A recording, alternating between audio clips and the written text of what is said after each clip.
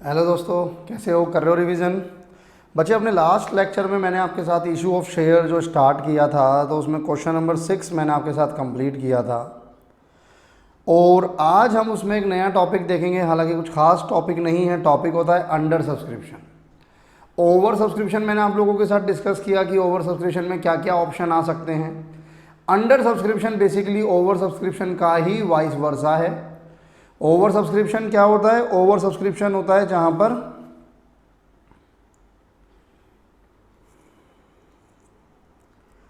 Applied shares ज़्यादा हैं issued share से, उसे ओवर सब्सक्रिप्शन कहा जाएगा। लेकिन अगर मैं इसको उल्टा कर दूं, यानी आपके जो अप्लाइड शेयर्स हैं वो इशूड शेयर से कम हैं। आपने इशू किए थे 1 लाख, लेकिन लोगों ने अप्लाई किए आपके शेयर्स के लिए सिर्फ 90,000 के लिए, उसे नाम दिया जाएगा अंडर सब्सक्रिप्शन। इस वाले क्वेश्चन में अगर अंडर सब्सक्रिप्शन होता है तो अप्लाइड शेयर को सॉरी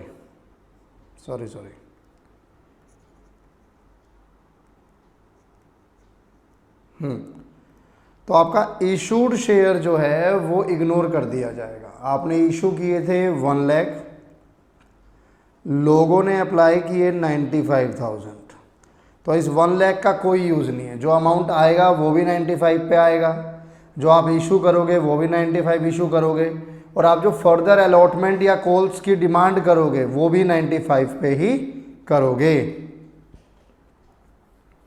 क्वेश्चन है इस पे हमारे पास, Kamal Limited invited application for 10,000 share at a premium of 5%, 20 on application, 30 on allotment, 50 on first call. Application were received for only 9,000 share.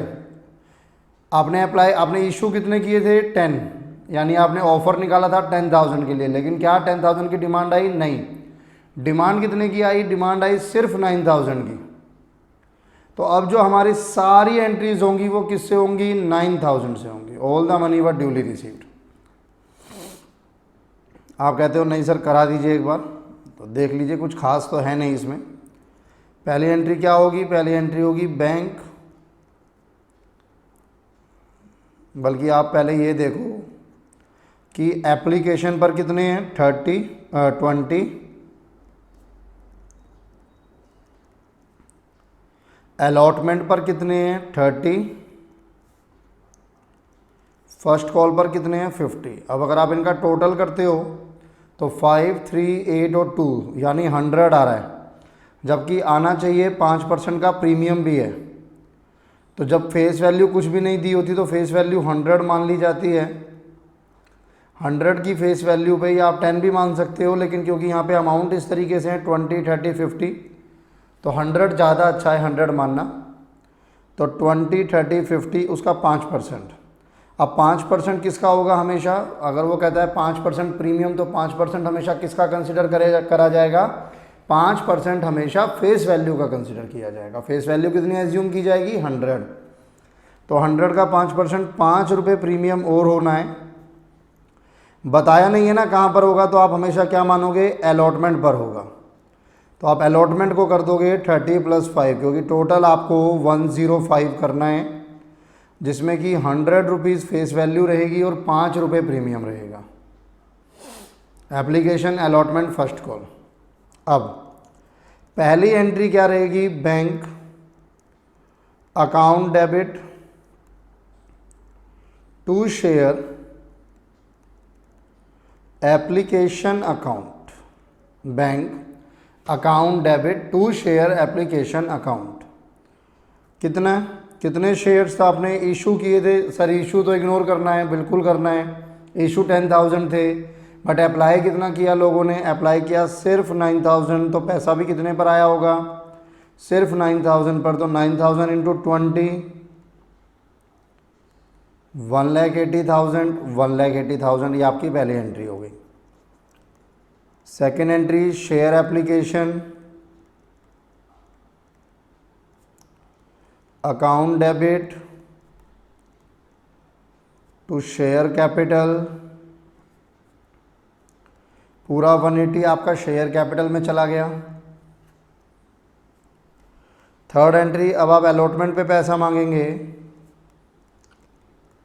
Share allotment, account debit to share capital to security premium reserve, to security premium reserve. Share 9000 ही रहेंगे, into 35, 9000 into 30, 9000 into 5, 270, 45, 3,15,000। Fourth entry में भी आपको सारा पैसा मिल गया। Bank account debit to share allotment, पूरा अमाउंट आपको रिसीव होगा 3,15,000। फिफ्थ और सिक्स्थ एंट्री फर्स्ट कॉल की रहेगी, सेम एंट्री रहेगी।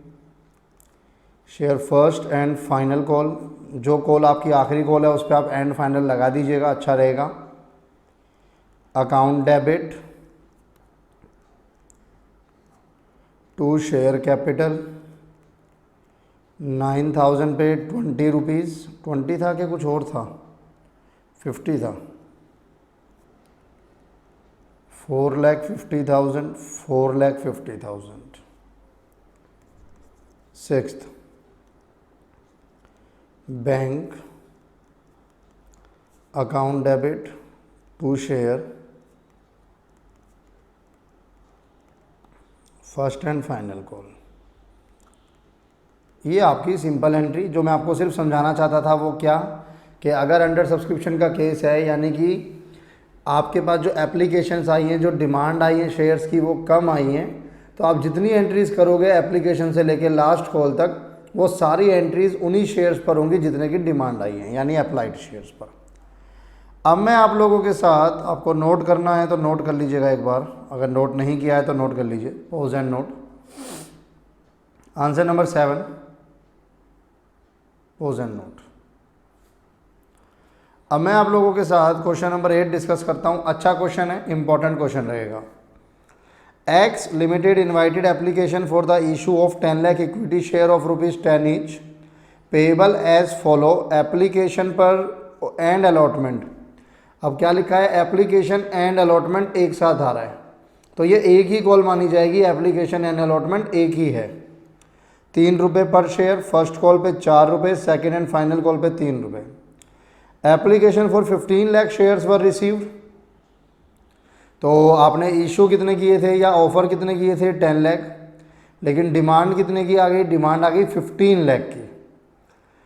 तो अब क्या करना है, ये ओवर सब्सक्रिप्शन हो गया। अलग अलग ऑप्शंस हैं मेरे पास, देखते हैं कंपनी कौन सा लगाती है।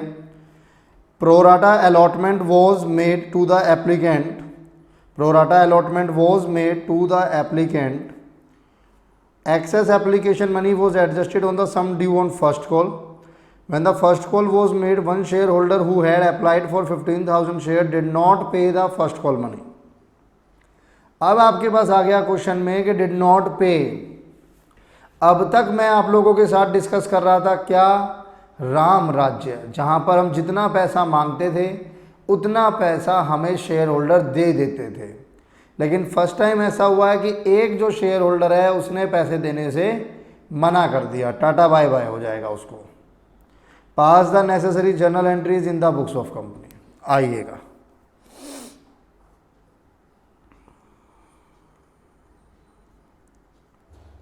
Answer number 8। अब ध्यान से समझना, एंट्री वाइज समझना, ठीक है जी। सबसे पहली एंट्री क्या रहेगी, bank account debit to share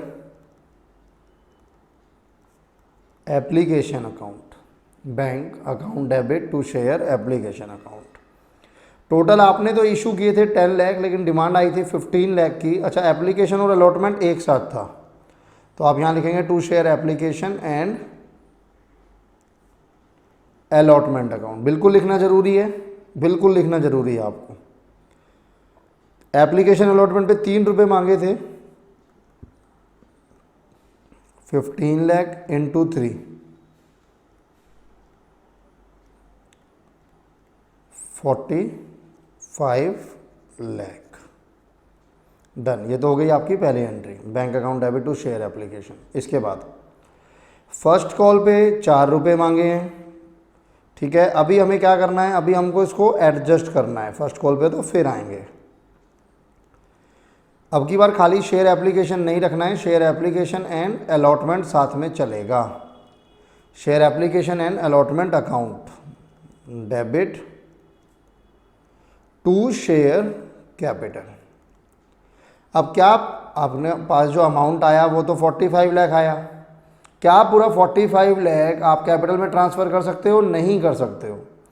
तो अब आप इसमें से कितना पैसा कर सकते हो? जितने शेयर आपने इशू किए थे, यानी 10 लाख इंटू 3 रुपीज़।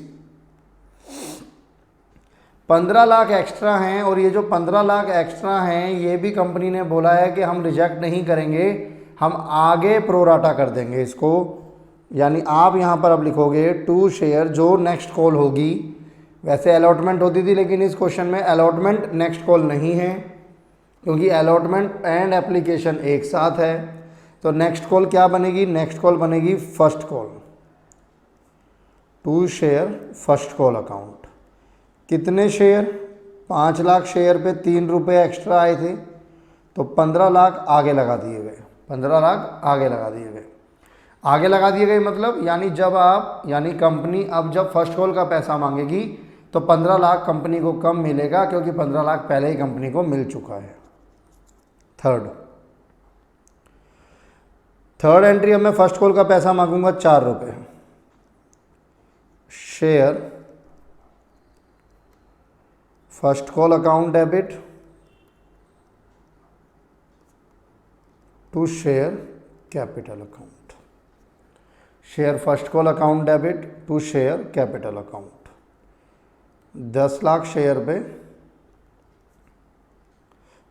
शेयर पे 4 रुपये कंपनी मांग रही है, प्रीमियम नहीं है क्वेश्चन में। 40 lakh. Fourth, bank account debit. अब यहाँ पर ना ध्यान से देखना, मैंने आपको बताया था, दोबारा बता रहा हूँ आपको, बिल्कुल ध्यान से समझना इस पॉइंट को मेरे को, क्योंकि ये इंपॉर्टेंट रहेगा वाला पॉइंट। ये देखो, ये सडनली बीच में बंद हो गया था जिस वजह से ये डिलीट हो गया, कोई बात नहीं।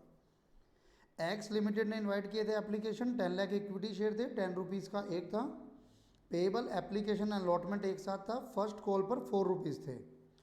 ये सब आपने किया। एक्सेस एप्लीकेशन मनी एडजस्ट होना था फर्स्ट कॉल पर। When the first call was made, जब आपने फर्स्ट कॉल का पैसा कॉल किया, वन शेयर होल्डर, एक शेयर होल्डर जिसने अप्लाई किया था 15,000 शेयर्स के लिए, डिड नॉट पे द फर्स्ट कॉल मनी। ये उसने अप्लाई किया था 15,000 के लिए, उसने अपने शेयर्स पर पैसा नहीं दिया। तो बैंक अकाउंट डेबिट, मैंने आपको बताया जब आपको पैसा नहीं मिलता, calls in arrear account debit to share first call. आपने पैसा मांगा, एक शेयर होल्डर ने पैसा नहीं दिया, तो जिसने पैसा नहीं दिया उसको हम डाल देते हैं कॉल्सिन एरियर में, वो चला जाता है हमारा कॉल्सिन एरियर में। कॉल्सिन एरियर हमारा एसेट होता है, इसीलिए हम उसको डेबिट करते हैं, क्योंकि ये वो पैसा है जो हमें मिलना अभी बाकी है। डन। आपने कितना मांगा? आपने मांगा 40 लाख। मुझे ये तो पता है कि इस 40 लाख में से कुछ पैसा एडवांस मिला हुआ है, जो कि मेरे पास ये रहा, इसे मैं डायरेक्ट माइनस कर दूंगा। और कुछ पैसा है जो मुझे नहीं रिसीव हुआ अभी तक, जो कॉल इन एरियर बनेगा, वो कैलकुलेट करने के लिए मुझे वर्किंग नोट में आना पड़ेगा। Working note, calculation of calls in arrear on first call, first call पर कितना पैसा कॉल्सिनेरियर में है। कैसे, ध्यान से समझना। स्टेप नंबर 1, एक फॉर्मूला आपको बताकर चल रहा हूं, आगे भी आपको काम आएगा इस चैप्टर में।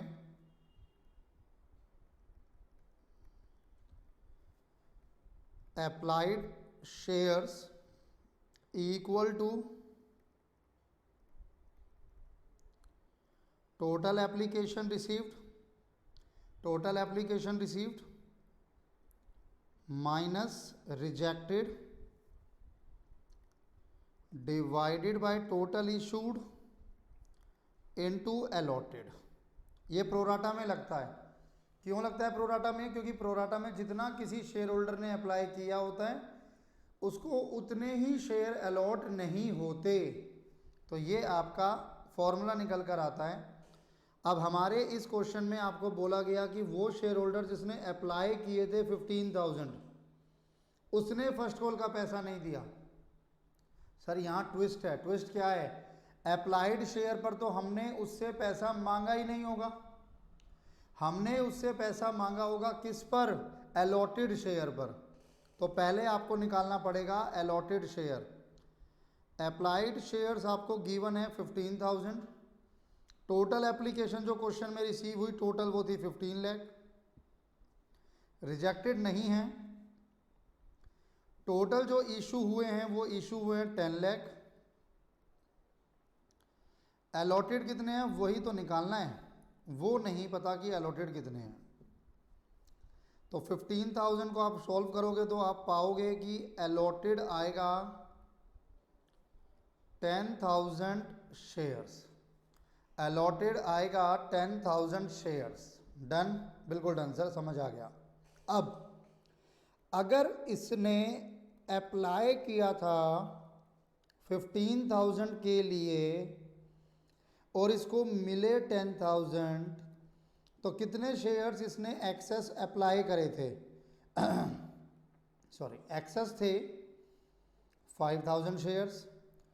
और जब कोई share holder excess shares apply करता है तो वो उस पर एक्सेस मनी भी पे करता है एप्लीकेशन की। एप्लीकेशन पर कितना मांगा गया था? 3 रुपये। एप्लीकेशन और अलॉटमेंट एक साथ था। तो 15,000 उसने कहीं ना कहीं ज़्यादा पहले से पे किए हुए थे at the time of application and allotment. उसने 15,000 ज़्यादा पे किए हुए थे पहले से ही, जो कि कंपनी ने उसको प्रॉमिस किया था कि कहाँ पर एडजस्ट किए जाएंगे। उसके कंपनी ने प्रॉमिस किया था कि वो उसके एडजस्ट किए जाएंगे फर्स्ट कॉल पर। यानी ऐसा एज्यूम कर लिया गया कि फर्स्ट कॉल का पैसा कंपनी ने पहले ही रिसीव कर लिया उससे। कितना? 15,000। स्टेप नंबर 4,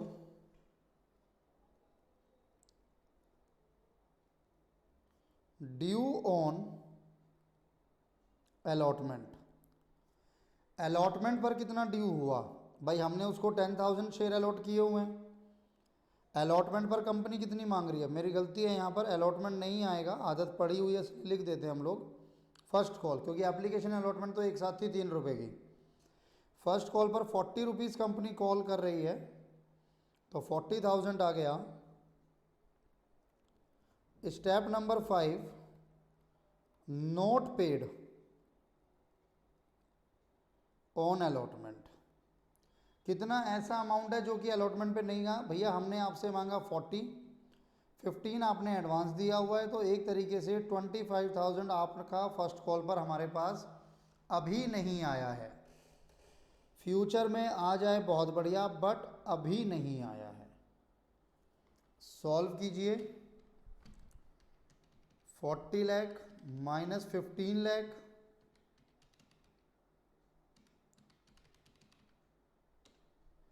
माइनस 25,000, 24 लाख 75,000 आपको रिसीव हुआ। 15 लाख पहले से रिसीव हो रखा था, 25,000 अभी नहीं मिले, फ्यूचर में शायद मिल जाएं। इसके बाद फर्स्ट कॉल पे 4 रुपये के बाद सेकंड कॉल भी है, कितने की? 3 की। क्वेश्चन ने आगे बस यही बताया था कि उसने फर्स्ट कॉल नहीं दी, सेकंड कॉल के बारे में कुछ नहीं बताया कि जिस शेयर होल्डर ने फर्स्ट कॉल नहीं दी क्या उसने सेकंड कॉल दे दी है या नहीं, कुछ नहीं लिखा, तो आप एज्यूम करोगे कि उसने सेकंड कॉल भी नहीं दी। मान लो आप मेरे से ट्यूशन पढ़ रहे हैं और मैंने आपसे बोला कि सर जून की फ़ीस, आपने बोला अभी नहीं है अगले महीने दूंगा। आप जब मुझे अगले महीने फ़ीस दोगे, अगर दोगे, वैसे तो मुझे डाउट है, बट अगर आप मुझे नेक्स्ट मंथ फ़ीस दोगे तो वो पहले जून की मानी जाएगी ना। इसीलिए अगर वो आगे कुछ भी पैसा देता तो वो पैसा पहले तो फर्स्ट कॉल का माना जाता। कुछ लिखा नहीं है तो उसका मतलब फर्स्ट कॉल का भी नहीं आया और अभी तक सेकंड कॉल का भी नहीं आया है। अब मैं आऊँगा आपके साथ सेकंड कॉल का पैसा मांगूंगा। Share second and final call account debit to share capital,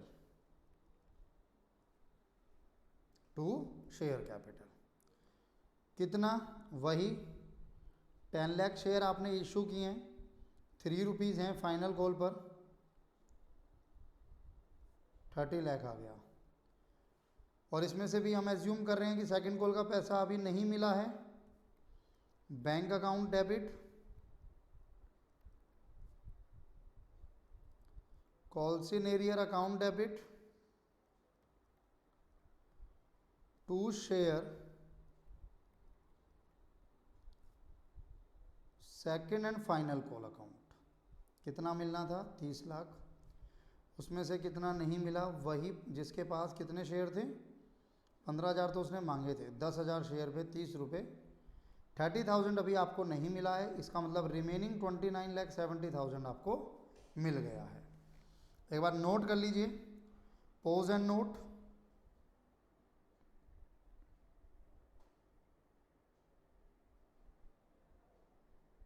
pose and note.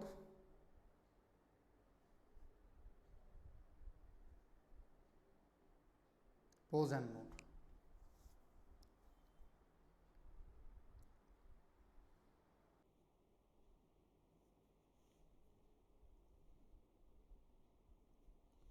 अब हम लोग आगे बढ़ते हैं और अब मैं आप लोगों के साथ इसी में ही एक नया टॉपिक अपना स्टार्ट करता हूं जिसका नाम है इशू ऑफ शेयर्स फॉर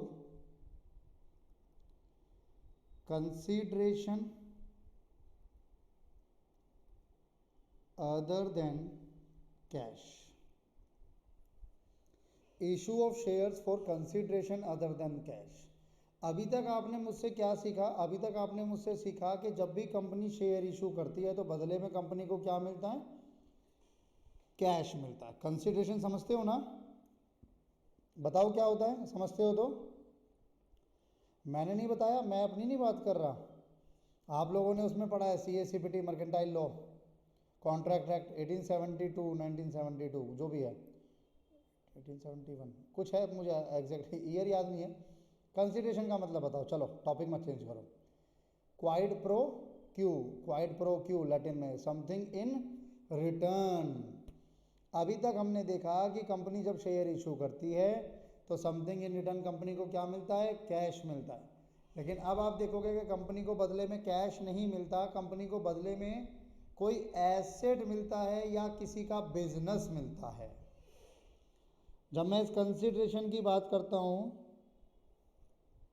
दो तरह की कंसीडरेशन होती है। पहला, अगर आपने शेयर इशू किए हैं फॉर परचेजिंग एनी एसेट, या फिर परचेजिंग बिजनेस, या फिर आपने बिजनेस परचेज किया है। ठीक है जी। अब इसी के ऊपर मैं आपके साथ क्वेश्चन डिस्कस करता हूं, देखना। क्वेश्चन नंबर 10 देखना। Ashish limited purchase a machine from Heera traders. Ashish limited ने एक मशीनरी परचेज की है हीरा ट्रेडर से 4 लाख की 10% के ट्रेड डिस्काउंट पर। इन कंसीडरेशन, अब उसके बदले, मशीन के बदले Ashish limited paid half the amount through bank draft. आधा अमाउंट आपने बैंक से पे कर दिया है। Remaining half by issue of equity share. बाकी आधे के लिए आप क्या कर रहे हो, आप इक्विटी शेयर इशू कर रहे हो, बाकी आधे के लिए आप इक्विटी शेयर इशू कर रहे हो। इक्विटी शेयर 10 रुपये का होगा, 10% के प्रीमियम पर होगा। डन, ध्यान से समझना, पॉइंट टू पॉइंट बता रहा हूं। आंसर नंबर 10,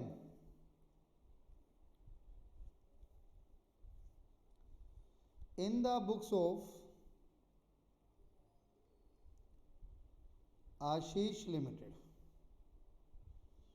आशीष लिमिटेड की बुक्स में क्या एंट्री होगी? सबसे पहले आपने मशीन परचेज की है, उसकी एंट्री करो। जब भी आप कोई एसेट परचेज करते हो,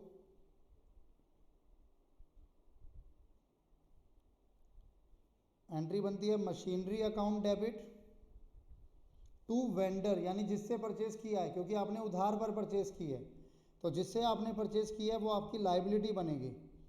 किससे परचेज की थी? From Heera traders. Machinery account debit to Hira traders account, machinery account debit to Hira traders account. Amount बताइए।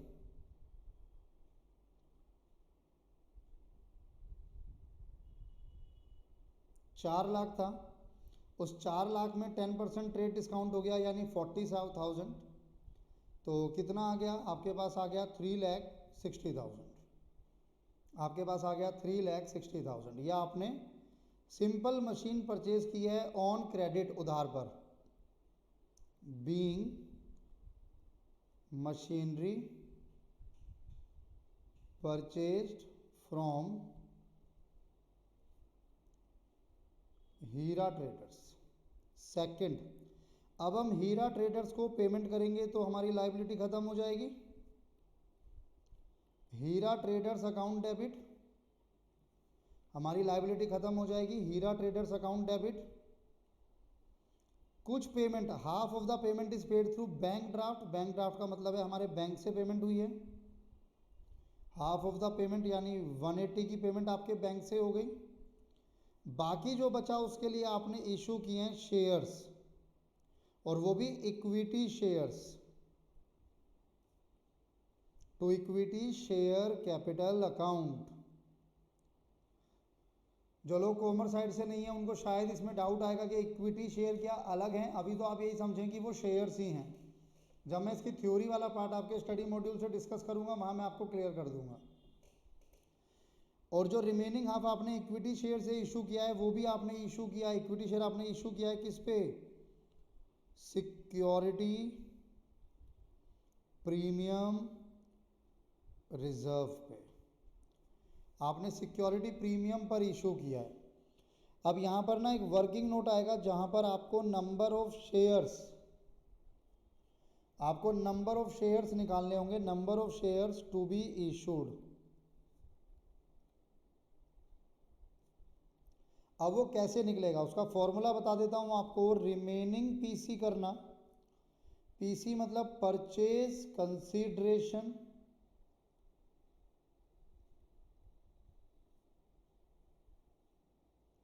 Remaining PC divided by issue price.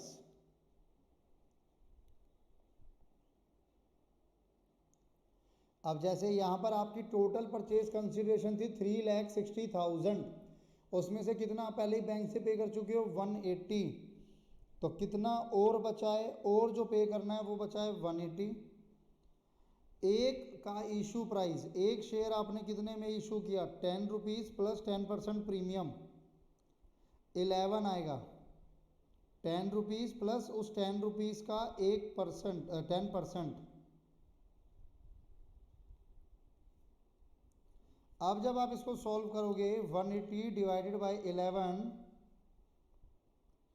16363.636। दो अलग शेयर का हो गए, एक हो गया ये फ्रैक्शन से पहले वाला, एक हो गया पॉइंट के बाद वाला।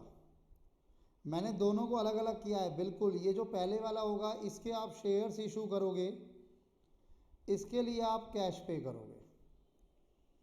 भाई आप किसी को शेयर दोगे तो एटलीस्ट एक शेयर तो दोगे। तो पॉइंट के बाद पॉइंट के बाद वाला जो आपका अमाउंट है वो शेयर्स में इशू नहीं हो सकता, इसीलिए आप उसको कैश में इशू करोगे। तो जो हमारी एंट्री थी पेमेंट वाली, उसमें मैं एक कॉलम और ऐड कर देता हूं, टू कैश अकाउंट। कितने शेयर इशू होंगे? 16363, 16363, face value 10, 16363, premium 1 rupees. Cash में कैसे निकालोगे ध्यान से समझ लो, 0.636 इंटू 11, 0.636 इंटू 11, तो ये वाला तो मैं लिख सकता हूँ 163,630, ये आ गया 16363। इस वाले को अगर आप करते हो ना तो 0.636 इंटू 11 इशू प्राइस से 6.996 आएगा, जिसको मैं राउंड ऑफ करता हूँ 67 आ जाएगा। बीइंग अमाउंट पे टू हीरा ट्रेडर्स, नोट कर लो। तो क्या इसमें इंपॉर्टेंट पॉइंट है, आपने आधा अमाउंट बैंक से पे किया है, बाकी आधे आपने शेयर इशू किए हैं, और जो शेयर इशू किए हैं वो प्रीमियम पर इशू किए हैं। नंबर ऑफ शेयर कैलकुलेट करना है कि कितने इशू करने हैं। वो नंबर ऑफ शेयर कैसे निकलेगा, जो आपका रिमेनिंग अमाउंट है 1,80,000, उस 1,80,000 को डिवाइड करना 11 से, यानी इशू प्राइस से। पॉइंट्स में आंसर आ रहा है, पॉइंट से पहले वाले के लिए शेयर इशू होंगे, पॉइंट का जो बाद वाला पार्ट है उसके लिए आप कैश इशू करोगे, और पॉइंट के बाद वाला पार्ट जैसे यहाँ पे है 0.636 मल्टीप्लाई बाय 11, नोट करो।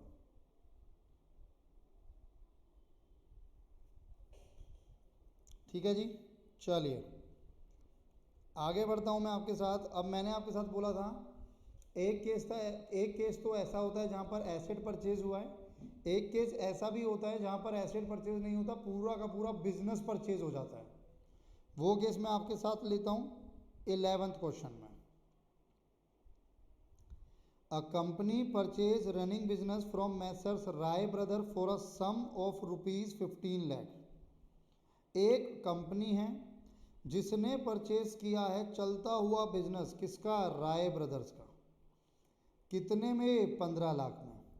कैसे पेएबल होगा? 12 लाख रुपए फुल्ली पेड अप शेयर 10 रुपए का एक, बैलेंस थ्रू चेक, बाकी चेक से होगा। एसेट एंड लाइबिलिटी, जो चलते हुए बिजनेस किया आपने, टेक ओवर की, किसी का बिजनेस चल रहा था आपने पकड़ लिया, तो जब आप किसी का चलता हुआ बिजनेस पकड़ लोगे तो उस बिजनेस में आपको दो चीज़ें नज़र आएंगी, एसेट भी और लाइबिलिटी भी, वो दोनों आपने ले ली हैं। एसेट्स जितने भी आप लोगे वो डेबिट हो जाएंगे, बेसिक अकाउंटिंग एंट्रीज। जितनी भी आप लाइबिलिटीज टेक ओवर करोगे वो सारी लाइबिलिटीज क्रेडिट हो जाएंगी, basic journal entries. You are required to pass necessary journal entries in the company book, ध्यान से समझना।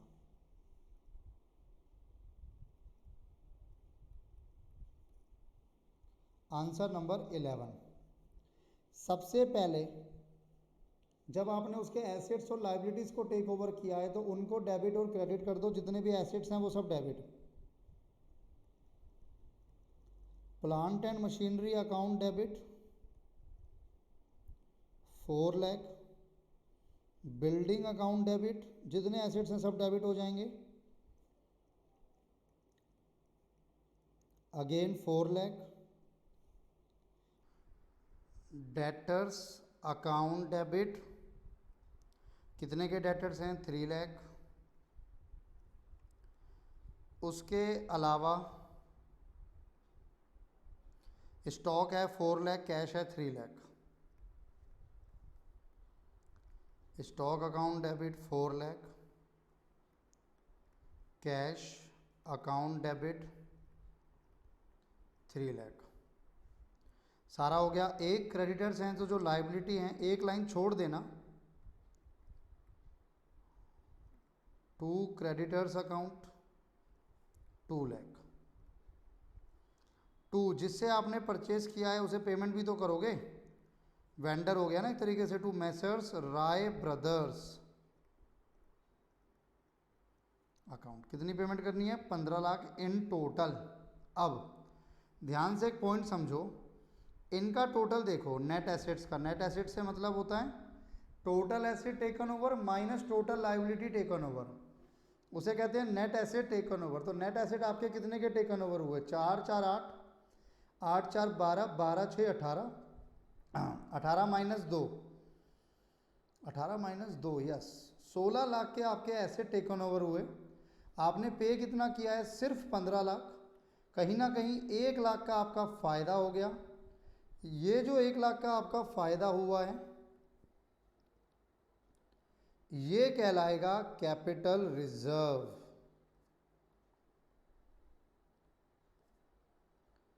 बैलेंसिंग फिगर, ये कहलाएगा कैपिटल रिजर्व। डन। ये भी हो सकता है कि ये वाला अमाउंट जो है आपका, ये वाला अमाउंट कहाँ पर आ जाता? डेबिट में आ जाता, तो उसको नाम दिया जाता है गुडविल अकाउंट डेबिट। ये भी बैलेंसिंग फिगर है और बोलने की ज़रूरत नहीं है कि इन दोनों में से कोई एक ही होगा, दोनों थोड़ी हो जाएंगे, दो बैलेंसिंग फिगर थोड़ी होते हैं, कोई एक ही होगा। डन। अब तो ये मेरी पहली एंट्री हो गई जिसमें मैंने जितने एसेट्स टेकन ओवर किए,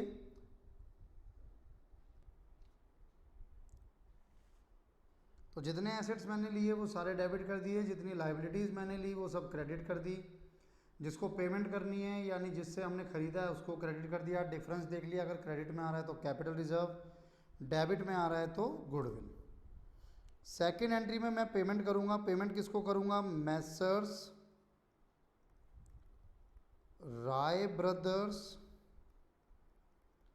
अकाउंट डेबिट टू, पेमेंट क्या कर रहे हो आप? 12 लाख रुपए के तो आपने क्या पे करने हैं? शेयर देने हैं, और बाकी का चेक, तो to share capital account, total 15 lakh pay करने हैं, 12 लाख के शेयर्स, टू बैंक, चेक है तो बैंक का नाम लिखेंगे आप, to bank account, 3 lakh. Done. Being payment made, ये मेरा क्वेश्चन हो गया। तो ये दो, इसको नोट कर लो एक बार चाहे तो, पहले एक बार नोट कर लो इसको, pose and note, pose and note. ये क्वेश्चन मैंने आपको कराया जिसमें एसेट परचेज हुआ, एक क्वेश्चन मैंने आपको कराया जिसमें हमारा पूरा का पूरा बिजनेस टेक ओवर हो गया। डन। आगे बढ़ते हैं, अपने इसी चैप्टर में है। जब मैं आगे बढ़ूंगा तो मेरा जो नेक्स्ट टॉपिक है वो है four feature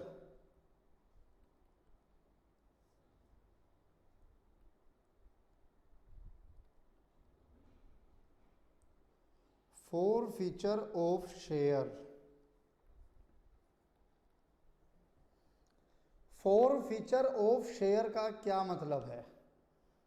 four feature of share का मतलब बड़ा सिंपल है।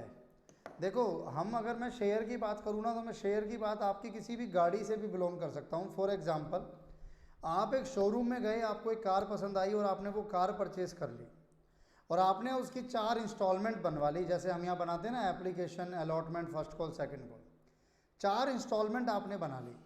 आपने फर्स्ट इंस्टॉलमेंट पे की, बहुत बढ़िया। आपने सेकंड इंस्टॉलमेंट पे की, बहुत अच्छे तरीके से। आपने थर्ड इंस्टॉलमेंट पे नहीं की। पहली 2 इंस्टॉलमेंट पे करने के बाद अब आपने आगे इंस्टॉलमेंट पे नहीं की, तो क्या करेगी कंपनी? कार वाली कंपनी, ये वाली नहीं, कार वाली कंपनी, ध्यान से समझना इस पॉइंट को, वो आपसे बार बार फ़ोन करके मांगेंगे, सर इंस्टॉलमेंट दे रहे हो कि नहीं? आपने बोला नहीं। फिर उन्होंने पूछा इंस्टॉलमेंट दे रहे हो कि नहीं? आपने बोला नहीं।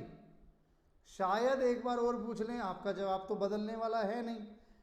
आप ठहरे ढीठ आदमी, आप इंस्टॉलमेंट दोगे नहीं, तो वो क्या कहेंगे? आपके हाथ पैर जोड़ेंगे क्या? नहीं जी नहीं। वो आएंगे और आपकी गाड़ी जिस पर आपने लोन लिया था उसको उठाकर ले जाएंगे, उस गाड़ी को उठाकर ले जाएंगे। वो उसे क्या कहेंगे वो लोग? वो कहेंगे हमने आपकी गाड़ी जब्त कर ली है। क्या कहेंगे वो, हमने आपकी गाड़ी जब्त कर ली है। अब इसी सिनेरियो को आप शेयर्स में लाके फिट कर दीजिए। आपने कंपनी के शेयर परचेस किए हुए हैं, आपने एप्लीकेशन पे करा, बहुत अच्छा, आपने अलॉटमेंट पे किया बहुत बढ़िया तरीके से। फर्स्ट कॉल के वक्त आपने मना कर दिया, मैं पेमेंट नहीं करूँगा। उन्होंने पूछा कर दो, आपने बोला नहीं। उन्होंने पूछा, किसने, इस बार शेयर्स वाली कंपनी की बात कर रहा हूँ, नहीं। अब वो क्या करेंगे, वो आपके शेयर्स को जब्त कर लेंगे। उसी शेयर को जब्त करना फोरफीचर कहलाता है।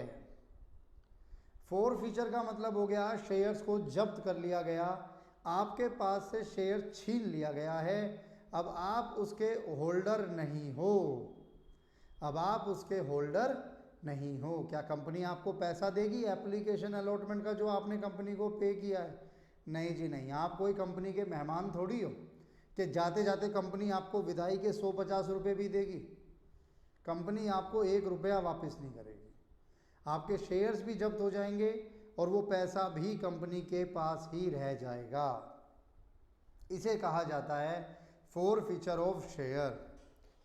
फोरफीचर ऑफ शेयर की जो जर्नल एंट्री बनती है आपके पास, वो जर्नल एंट्री बनती है, देखो, जब कंपनी शेयर इशू करती है तो कंपनी की क्या इंक्रीज होती है, कैपिटल। तो आप उस कैपिटल को क्या करते हो, क्रेडिट करते हो। किस नाम से, शेयर कैपिटल के नाम से। Share capital account debit. और अब क्या हो रहा है, क्योंकि जब इशू किया था तो कैपिटल इंक्रीज हुई थी, अब वही इशू किया हुआ शेयर कंपनी ने वापस छीन लिया तो कंपनी की कैपिटल कम हो गई, मालिकाना हक कम हो गया लोगों का। Share capital account debit, 2 parts में डिवाइड कर देना इसको। एक वो पैसा जो मिल गया वो जाएगा फॉरफिटेड शेयर्स में, एक वो पैसा जो अभी नहीं मिला वो चला जाएगा कॉल्स इन एरियर में। ये होती है आपकी फोरफीचर की एंट्री। 10 रुपये था, 10 रुपये, 10 रुपये में से आपने 6 रुपये पे करे, 4 रुपये पे नहीं करे, तो कंपनी एक तरीके से क्या करेगी, यहाँ पर 10 रुपये लिखेगी टोटल कैपिटल, यहाँ पर लिखेगी 6 रुपये जितना मिला, यहाँ पे लिखेगी 4 रुपये जो अब तक नहीं मिला। इसे कहा जाता है फोरफीचर ऑफ शेयर। मैं इसके आगे लिख देता हूँ, और ये जो मैं लिख रहा हूँ यही है ब्रह्मास्त्र। Total face value called, total face value जो कंपनी ने मांगी थी, यहां पर आप लिखोगे फेस वैल्यू पेड, यहां पर आप लिखोगे face value not yet paid, वो फेस वैल्यू जो अभी तक पे नहीं हुई। ये तो मैंने आपके साथ वो केस डिस्कस किया, if shares were issued at par, अगर शेयर फेस वैल्यू पर ही इशू हुए थे, अगर शेयर्स फेस वैल्यू पर ही इशू हुए थे, लेकिन अगर यही shares, if shares were issued at premium, अगर शेयर प्रीमियम पर इशू हुए थे तो वहां पर 2 केसेस बनेंगे बच्चे, ध्यान से समझना, वहां पर 2 केसेस बनेंगे। सबसे पहला केस बनेगा प्रीमियम इज पेड, जो प्रीमियम मांगा गया था वो पे कर दिया गया था,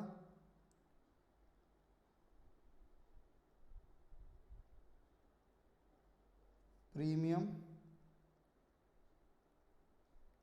नॉट पेड, प्रीमियम पे नहीं हुआ है।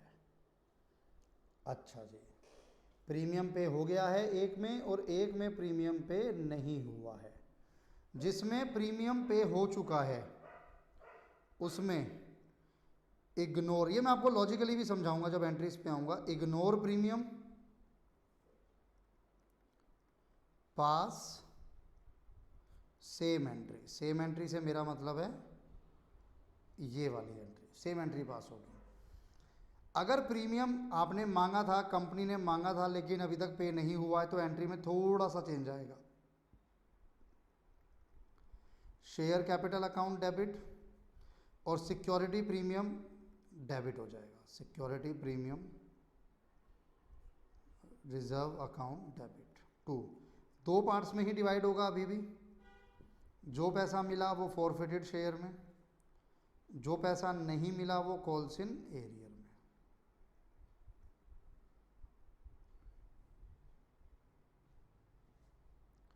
शेयर कैपिटल में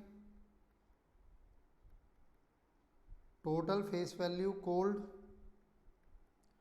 सिक्योरिटी प्रीमियम रिजर्व में security premium reserve not paid, वो प्रीमियम जो पे नहीं हुआ है। अगर प्रीमियम पे हो चुका है तो उसे इग्नोर करना। यहां हम लिखेंगे वो प्रीमियम जो पे नहीं हुआ है। इसमें क्या लिखोगे? फेस वैल्यू रिसीव्ड या फेस वैल्यू पेड। यहां पे क्या लिखोगे? Amount note received including premium, यानी जो प्रीमियम नहीं मिला वो भी और जो फेस वैल्यू नहीं मिली वो भी। तीन केस आते हैं, बल्कि तीन क्या, मैं तो दो ही केस बोलता हूं। एक केस जहां पर फेस वैल्यू पर इशू हुए थे, या फिर हुए तो प्रीमियम पर इशू थे बट प्रीमियम रिसीव हो गया है, तो वो तो एक ही केस है। दूसरा केस जहां पर प्रीमियम पर इशू हुए थे और प्रीमियम पे नहीं हुआ था। ये कैसे पता लगेगा कि प्रीमियम पे हुआ है या नहीं हुआ है, या ये कैसे पता लगेगा कि कंपनी को प्रीमियम रिसीव हुआ है या नहीं हुआ है? सर डिपेंड करता है। मान लीजिए क्वेश्चन में लिखा हुआ है कि अलॉटमेंट के वक्त प्रीमियम मांगा गया है और एक शेयर होल्डर है उसने फर्स्ट कॉल नहीं दी है, तो उसका मतलब उसने अलॉटमेंट दे दी है। तो अगर उसने अलॉटमेंट दे दिया तो उसने प्रीमियम भी दे दिया है। लेकिन लिखा हुआ है कि फर्स्ट कॉल पे प्रीमियम मांगा है और उसने फर्स्ट कॉल नहीं दी, इट मीन्स उसने प्रीमियम भी नहीं दिया। सिंपल है। इसको नोट कर लेते हैं पहले एक बार, इसको आप नोट कर लो एक बार, बहुत इंपॉर्टेंट टॉपिक है, मतलब मेन टॉपिक ही यहां से स्टार्ट होगा। आप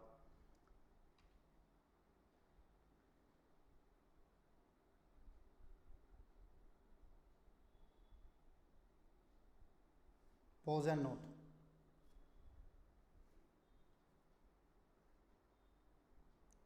ठीक है जी, ठीक है सर। इसके साथ साथ अब मुझे स्टूडेंट पूछता है कि सर एक बात बताओ, इस शेयर का कंपनी करेगी क्या? वही करेगी जो वो कार वाली कंपनी आपके पास से उसने जो कार जब्त की थी उसका करेगी। क्या करती है कंपनी? कंपनी उसको दोबारा सोल्ड आउट करती है, सेकेंड हैंड बढ़िया ले जाती है, उसको पॉलिश वॉलिश करती है अच्छे तरीके से, उसकी सर्विसिंग करते हैं और उसको दोबारा सेल पे लगा देते हैं। सर कंपनी का तो मुनाफा ही हो गया ना।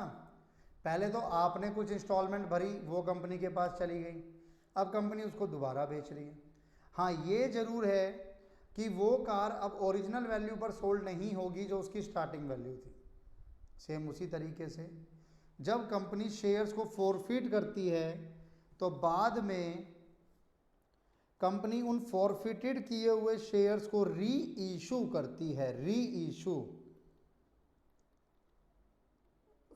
इशू ऑफ फॉरफिटेड शेयर्स, री इशू ऑफ फॉरफिटेड शेयर्स। अब जो शेयर फॉरफिट किए थे, जब कंपनी उनको री इशू करेगी तो कंपनी के पास पैसा आएगा, बैंक अकाउंट डेबिट, और वापस कंपनी की कैपिटल इंक्रीज हो जाएगी to share capital. Bank account debit to share capital. जितने में आपने फॉरफिट किया था उतने पे तो रीइशू होगा नहीं, यानी अगर उसकी वैल्यू 10 रुपये थी तो अब 10 में तो होगा नहीं, कम पर होगा। तो जितने कम पर होगा वो आपका नुकसान है, और उस नुकसान को हम लोग डालते हैं फॉरफिटेड शेयर अकाउंट डेबिट में। ये एंट्री बनती है आपके पास कि पैसा आया bank account debit, share capital increase हो गई share capital credit, forfeited share में क्या आ गया? लॉस। तो यहां पे आप लिखोगे अमाउंट रिसीव्ड फेस वैल्यू, मैं यहाँ लिख देता हूँ डिस्काउंट। कई बार प्रीमियम पर भी रीइशू होता है तो फॉरफिटेड शेयर नहीं आएगा, फिर टू सिक्योरिटी प्रीमियम रिजर्व आ जाएगा। नोट कीजिए इसको, pose and note.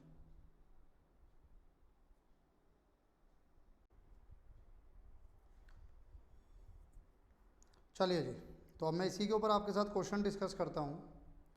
Forfeiture and reissue के ऊपर हमारे पास क्वेश्चन है। मैं सिंपल क्वेश्चन से स्टार्ट करूँ कि मुश्किल क्वेश्चन से स्टार्ट करूँ? ठीक है जी, मैं आपके साथ एक सिंपल क्वेश्चन से स्टार्ट करता हूँ, क्वेश्चन नंबर 13 से। A limited invited application for 20 lakh equity shares of ₹10 each, payable as follow, ₹3 on application. अब एक कंपनी है ए लिमिटेड, एप्लीकेशन इनवाइट किया उन्होंने 20 लाख शेयर की, इसका मतलब उन्होंने 20 लाख शेयर्स इशू किए हैं। एक शेयर 10 रुपये का, 3 रुपये एप्लीकेशन, 5 रुपये अलॉटमेंट, 2 रुपये first and final call. Application is received for 3 lakh shares, तो 1 लाख शेयर ज़्यादा हो गए, प्रोराटा मेड करा गया है, कोई रिजेक्शन नहीं। A share holder holding 2000 shares fail to pay allotment and call money, his shares were forfeited and reissued as fully paid up at the rate of ₹8 per share। एकदम simple question से मैं आपके साथ start कर रहा हूँ, full fledged question है। Answer number 13,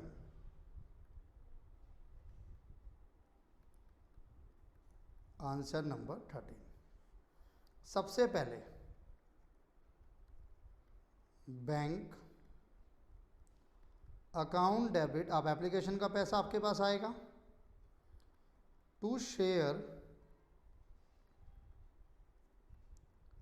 application account, bank account debit to share application account. कितने शेयर्स की डिमांड आई? 3 लाख। एप्लीकेशन पर 3 रुपये, अलॉटमेंट पे 5, फिर 2, 10 रुपये, तो 3 लाख इंटू 3, 9 लाख आपके पास कहीं ना कहीं इकट्ठे हो गए, being application money received. Second entry, share application account debit to share capital, और जो पैसा आपका एप्लीकेशन पर के लिए नहीं है, क्योंकि आपने सारे शेयर तो इशू करने नहीं है, वो आपने प्रोराटा कर दिया, तो आपने लिखा टू शेयर अलॉटमेंट अकाउंट, क्योंकि ये अलॉटमेंट का पैसा एडवांस आप मान लेते हो। टोटल 9 लाख आया। कैपिटल में कितना जाएगा? जितने शेयर इशू हुए,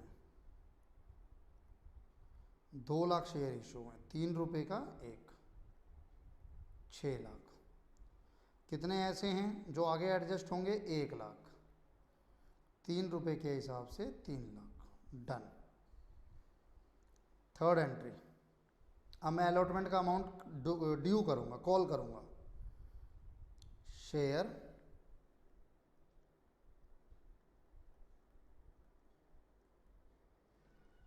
allotment account debit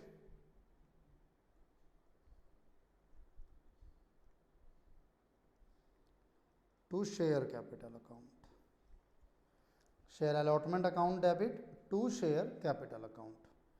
2 lakh share पर 5 रुपये मांगे जाएंगे, 10 लाख की डिमांड होगी। Fourth entry, bank account debit, अब एक शेयर होल्डर है जो यहाँ पैसा नहीं देगा, calls in arrear account debit to share allotment.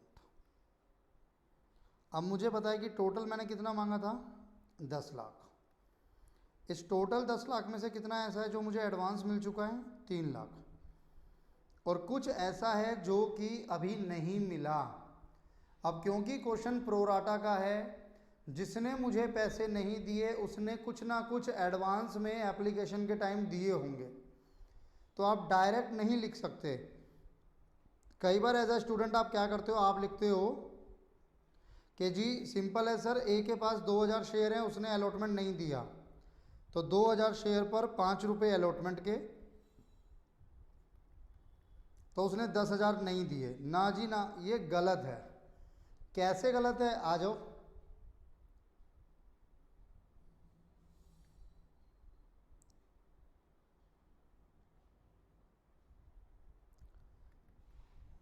Working note में आ जाओ।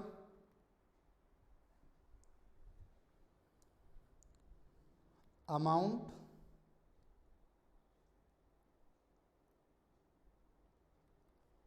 Note paid on allotment. Allotment पर कितना पेड नहीं हुआ, कैसे निकालते हैं, स्टेप बताए थे मैंने आपको। Step number 1, applied share. Step number 1, applied share equal to total application received 3 lakh, rejected 0 divided by 2 lakh into allotted. Allotted मतलब जितने इन्होंने होल्ड किए हुए थे, यानी 2000। तो इसका मतलब इन्होंने अप्लाई कितना किया होगा, 3000 शेयर अप्लाई कर रहे होंगे एक शेयर होल्डर ने, तो उसको 2000 शेयर मिले। तो कितने शेयर उसने ज़्यादा अप्लाइड किए, उसको हम नाम देते हैं एक्सेस शेयर्स। 3000 शेयर की डिमांड की, उसको मिले सिर्फ 2000, 1000 शेयर उसने ज़्यादा मांगे। स्टेप नंबर 3,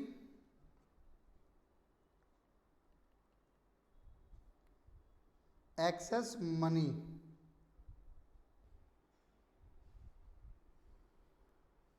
तो अगर 1000 शेयर एक्सेस थे तो 1000 शेयर पर भाई ने 3 रुपये के हिसाब से 3000 एक्सेस दिया होगा, एक्सेस मनी हो गया। स्टेप नंबर 4 में क्या निकालना बताया था मैंने आपको, ड्यू ऑन, यहाँ पर होगा अलॉटमेंट। अलॉटमेंट पर कितना ड्यू होगा, हमने उनको कितने शेयर दिए हुए हैं 2000, अलॉटमेंट पे हम कितना मांगते हैं 5 रुपये, टोटल आ गया 10,000। Step number 5, amount not paid. तो 10,000 हमने उनसे मांगे, उन्होंने नहीं दिए, लेकिन 3000 उन्होंने पहले से दिए हुए थे। तो अब कितना है जो उन्होंने नहीं दिया, 7000। ये 7000 मैं यहाँ पर लिखूँगा कॉल इन एरियर में, तो ये वाला अमाउंट गलत हो जाएगा।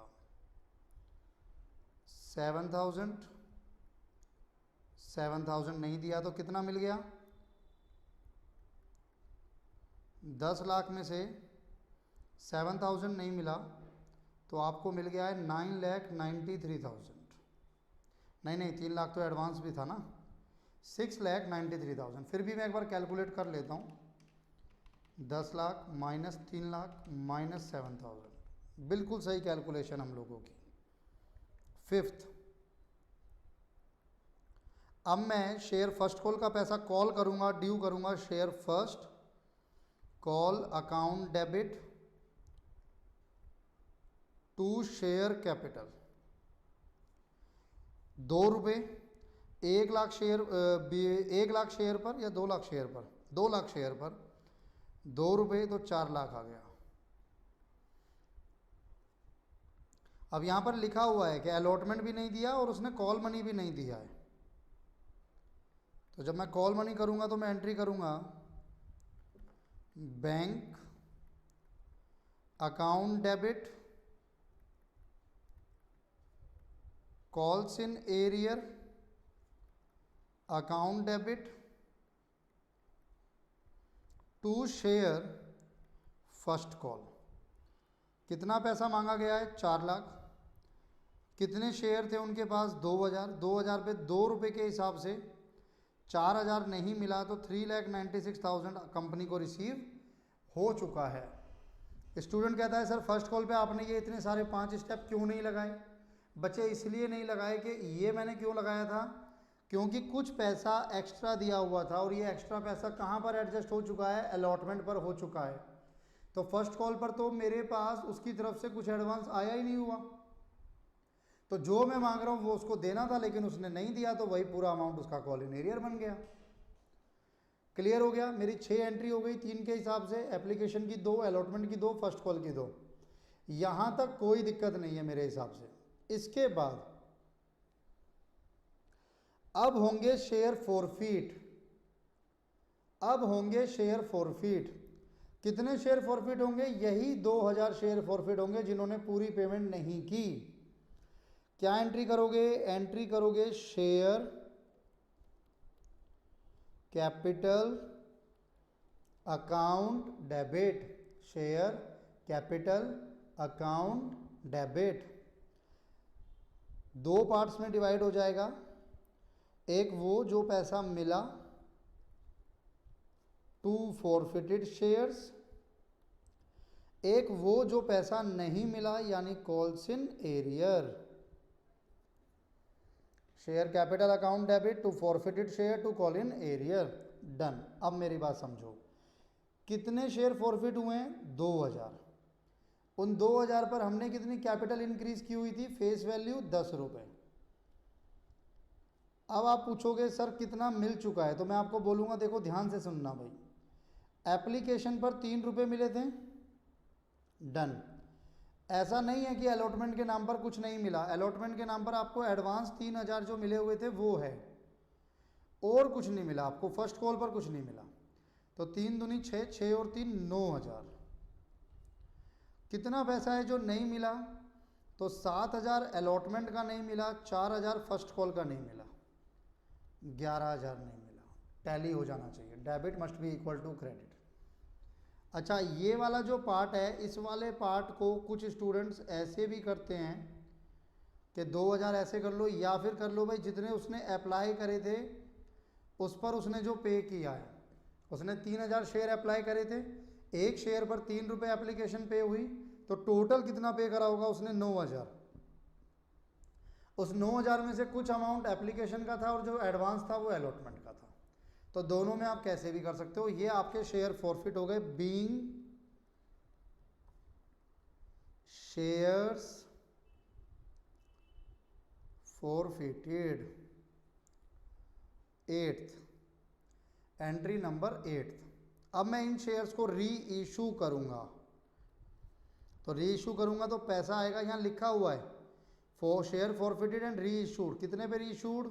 ₹8 पर। तो पूरे शेयर 2 के 2000 शेयर आपने री इशू कर दिए ₹8 पर, तो 16000 आ गया।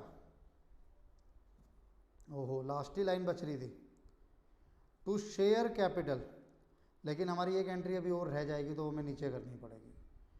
2000 शेयर पर शेयर कैपिटल कितनी थी? 10। तो 2000 इंटू 10 कितना आ गया? 20000 आ गया। जो डिस्काउंट है वो नुकसान है, वो चला जाएगा, फॉरफिटेड शेयर को डेबिट कर दिया जाएगा। Forfeited share account debit, 2000 share पर एक पे 2 रुपये का नुकसान, 4000 आ गया। बीइंग शेयर्स री इशूड, मैं एक एंट्री और करा रहा हूँ, यहाँ पर एंट्री नंबर 9 होती है।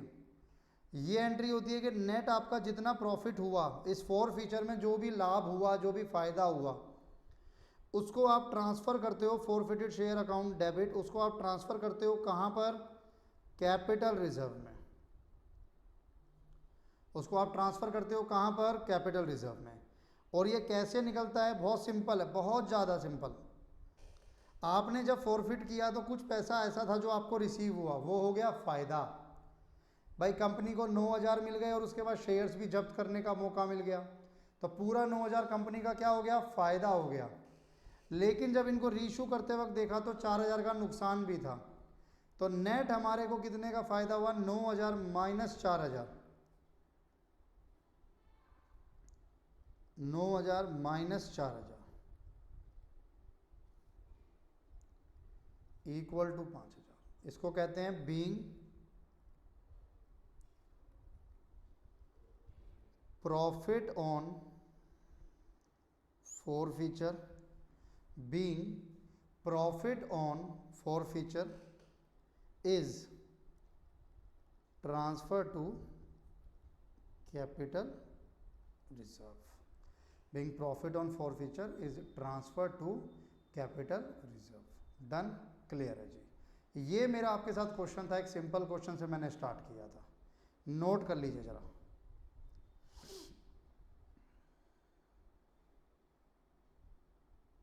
Pose and note.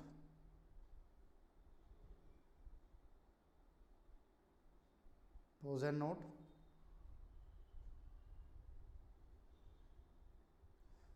एट्थ के बाद एक लाइन छोड़ देना आप लोग, उसके बाद ये वर्किंग नोट नोट करना, क्योंकि जो 9th एंट्री है वो 8th के बाद ही आप लोग नोट कर लेना फिर।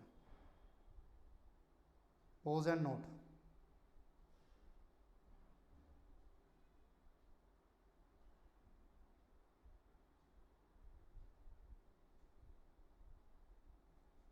Pose and note.